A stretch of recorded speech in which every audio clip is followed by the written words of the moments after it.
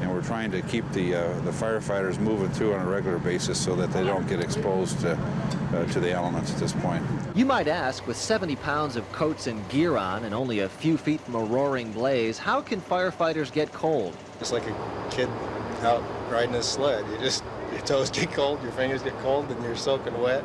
A lot of times I take my fingers out of my gloves if they get too cold. And you move them around for a while, then you got to put them back in the fingers to keep working. The important thing, keep moving.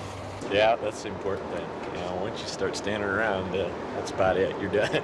Another problem, drastic changes in temperature. While it's below zero outside, inside the burning building reaches hundreds of degrees.